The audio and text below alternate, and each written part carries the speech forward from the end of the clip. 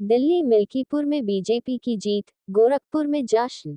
दिल्ली विधानसभा चुनाव और मिल्कीपुर विधानसभा उपचुनाव में बीजेपी की बड़ी प्रतिशत से जीत क्या मिली है। गोरखपुर जिले के बीजेपी कार्यकर्ताओं में खुशी की लहर देखने को मिल रही है। अब नतीजों के आने के बाद कार्यकर्ताओं का आज जोश हाई रहा है।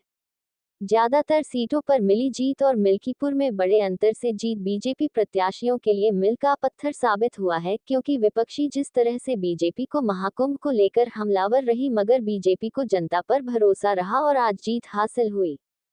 आप पार्टी की करारी हार और 27 साल बाद दिल्ली पर बीजेपी का कब्जा, यह आज सतईसा को पूजाने का काम किया। 27 साल बाद एक बार फिर दिल्ली में बीजेपी की सरकार बनी है। 70 सीटों वाली इस विधानसभा में बीजेपी स्पष्ट बहुमत के लिए जरूरी सीटों 36 का आंकड़ा पार कर चुकी है। फिलहाल उसके खाते में बहुमत से अधिक सीटें आने पर जश्न का माहौल पूरे देश में नजर आ रही है। वहीं आम आदमी पार्टी बहुमत से काफी नीचे सीट पर सिमटती दिख रही है। कांग्रेस समेत अन्य तमाम दलों की झोली इस चुनाव में पूरी तरह खाली रही है।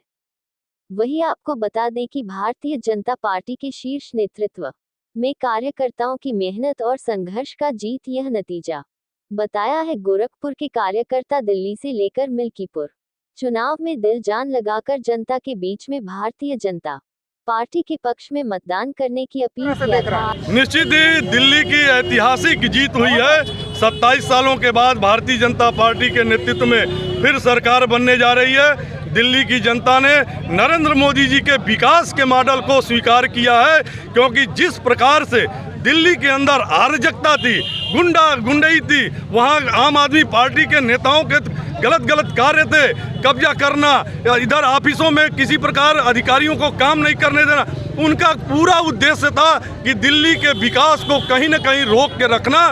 तो निश्चित ही दिल्ली की जनता को बहुत बहुत बधाई कि दिल्ली की जनता ने भी तय किया है कि जिस प्रकार से उत्तर प्रदेश सहित देश का विकास हो रहा है, उसी के रास्ते पर दिल्ली की जनता भी चलना चाह रही है। निश्चित ही ऐतिहासिक जीत के लिए दिल्ली की जनता को बहुत बहुत बधाई।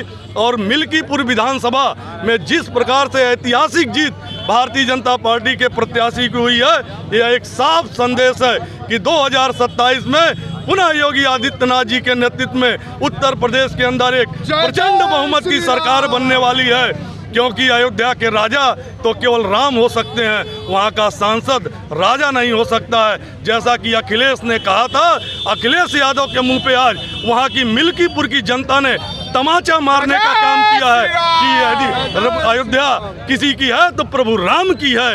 इसलिए आज प्रभु राम के साथ अयोध्या मिल्कीपुर की जनता ने अपना वोट दिखा दिया है। और निश्चित ही मिल्कीपुर की जनता को भी बहुत बहुत बधाई।